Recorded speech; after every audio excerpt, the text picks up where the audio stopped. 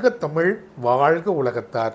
நான் உங்கள் அன்பு தோழன் மூவேந்திர பாண்டியன். நாளொரு திருக்குறள் வரிசைக்காக இன்று உங்களை நான் இன்முகத்தோடு வரவேற்கின்றேன். இன்றைய பொழுதில் நாம் பொருட்பாலில் 72வது அதிகாரமாக உள்ள அவை அறிதல் என்ற அதிகார தலைப்பின் கீழ் அமையப்பெற்ற 711வது திருக்குறளை பற்றி அறியப் போகின்றோம்.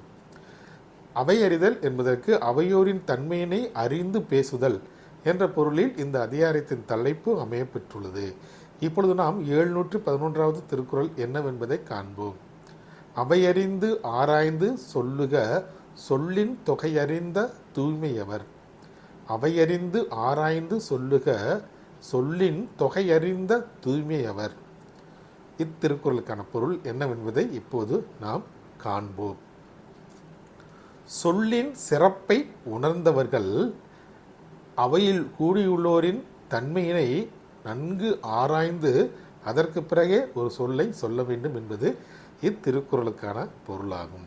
மீண்டும் பொருள்: சொல்லின் சிறப்பை உணர்ந்தவர்கள் அவையில் கூடியுள்ளோரின் தன்மையினை நன்கு ஆய்ந்து அறிந்த பிறகுதான் ஒரு சொல்லை சொல்ல வேண்டும் என்பது இத்திருக்குறளுக்கான பொருளாகும். வள்ளுவரின் வழியினை நாமும் தவறாமல் பின்பற்றி வாழ்வில் எப்போதும் வெற்றியே காண்போம். நன்றி, வணக்கம், ஜெய்ஹிந்த்.